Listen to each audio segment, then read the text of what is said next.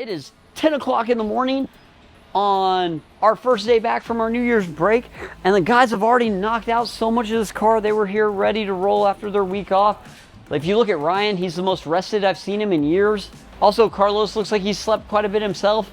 So everyone's rested, ready to rock, and we're doing a really cool DYNOprism matte conversion on this Lucid Gravity. These cars are pretty awesome. We've actually done about 20 of them now, and they keep rolling in. So Lucid's doing a really good job getting these cars out the door, and we're doing a really good job wrapping them. Can't wait to show you this one when it's done.